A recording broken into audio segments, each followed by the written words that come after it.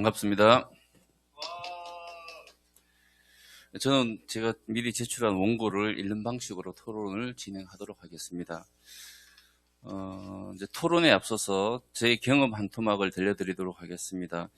2006년 저는 우리 단체 대표이신 고이익섭 교수님을 만나러 연세대학교 사회복지대학원에 있는 아펜젤러관으로 갔다 깜짝 놀랐습니다.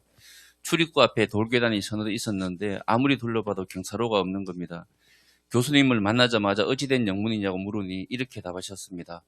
부끄럽네만 이 건물이 근대문화유산이어서 개선공사를 할 수 없어서 이 모양이네. 지금은 리프트가 설치되었다고 들었습니다마는 사회복지대학원 건물에 중증장애인이 출입할 수 없다는 게 믿기지 않았습니다. 2001년 결성된 이동권연대의 투쟁으로 2005년에 교통약자법이 제정되고 1997년 편의증진법이 대폭 강화되면서 우리나라의 접근권이 비약적으로 발달하는 그 시기에 문화재라는 이유로 돌 하나 옮기지 못하다니 저는 그때 문화재 보호와 장애인의 접근권이 첨예하게 충돌하는 개념이라는 사실을 처음 알게 되었습니다. 문화재의 고유성을 보존하는 문제와 장애인 등 건강약자의 접근성을 보장하는 문제 사이의 긴장을 어떻게 해결할 것인가. 비단 우리나라뿐 아니라 전 세계 어느 나라에서나 쟁점이 되고 있는 사안입니다. 하지만 스페인 아빌라의 사례는 이 긴장을 어떻게 해소해야 하는지에 대한 영감을 줍니다. 1985년 유네스코 세계문화유산으로 지정된 아빌라는 2005년 접근 가능하고 사회적인 관광계획을 수립하였습니다. 여행자도 시민이다가 핵심 철학이라고 합니다. 모든 사람들이 이 오래된 중세도시를 향유할 수 있는 권리를 가지고 동시에 문화유산도 모범적으로 보존하자는 것이 이 계획의 목적입니다. 그 결과 아빌라는 2015년 UNWTO가 펴낸 모두가 접근 가능한 여행 매뉴얼 민관 협력과 좋은 실천에서 가장 우수한 모범 사례로 꼽혔습니다. 이 도시가 이렇게 할 수 있었던 것은 민과 간의 적극적인 협력과 참여 덕분입니다. 아빌라는 우선 시청 조직에 유니버설 접근성과를 설치하고 이 과를 중심으로 ACS 재단, 주정부, 왕립장애위원회, 신체장애인을 대표하는 국가 플랫폼, ONC 재단, BBWA 은행, 보다폰 재단을 비롯해서 민간기업, 비아리무르 같은 이런 공공 및 민간기관들이 협약을 체결하고 프로젝트를 지원하고 있습니다. 말하자면 사회적 협의체를 통해 이 유서 깊은 도시의 접근성 프로젝트를 지속 가능하게 추진하고 있는 것입니다. 도시 전체가 성곽으로 둘러싸여 있고 중세에 건설된 터라 접근성이 매우 취약한 아빌라는 지금도 접근성이 꾸준하게 진화하고 있습니다. 우리나라도 장애운동의 성장과 더불어 이동권 및 접근권에 대한 인식이 개선되고 실천이 강화되고 있습니다.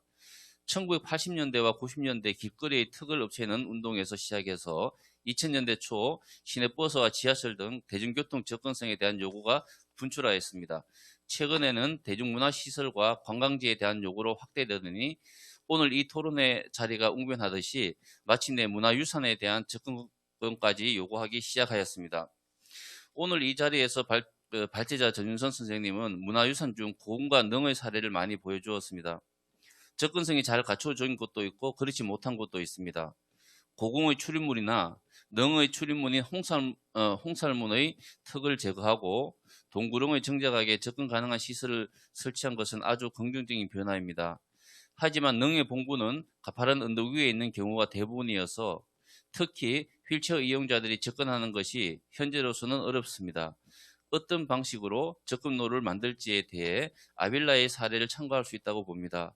장애 및 문화 관련 단체와 문화재청 및 서울시가 참여하는 협의체에서 상호 합의할 수 있는 수준에서 대안을 모색할 필요가 있습니다. 때마침 서울시에 전국에 처음으로 유니버설 디자인 팀이 생겼다고 합니다.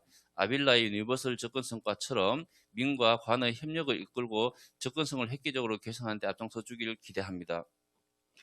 또 고궁의 정전 앞마당 그리고 능의 홍살문과 정자각 사이 참도에 깔린 박석이 문제가 된다고 지적하였습니다.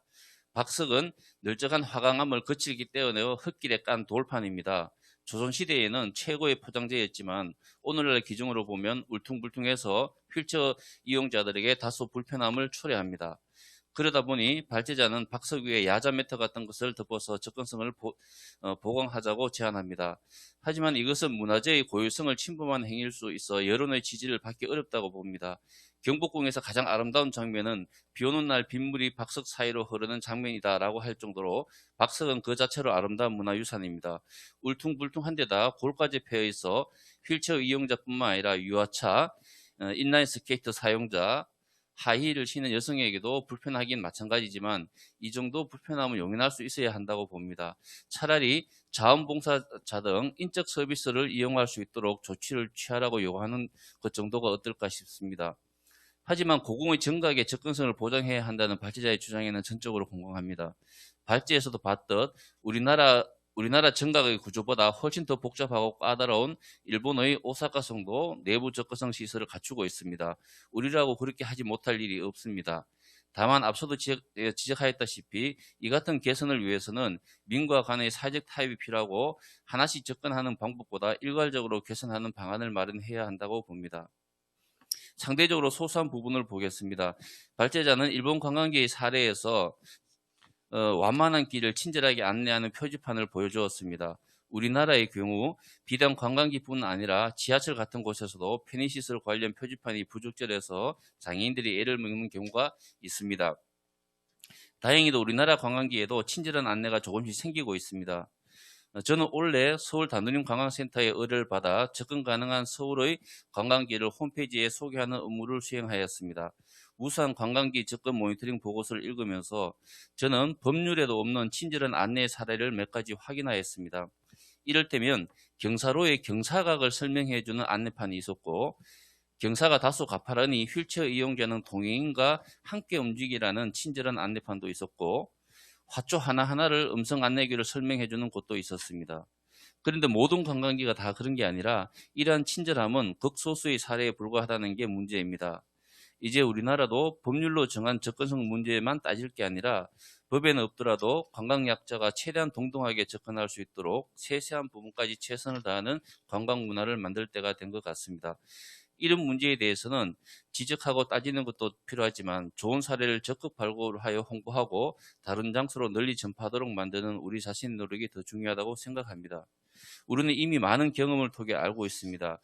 우리의 노력은 장애인뿐 아니라 노인, 유아, 외국인 등 모든 사람들을 위한 일입니다. 장애인이 가장 목마른 자이기에 앞장서서 우물을 파지만 그 시원한 우물물은 누구나 마실 수 있습니다. 두말할 것도 없이 장애인이 편하면 모두가 편합니다. 예, 이상입니다.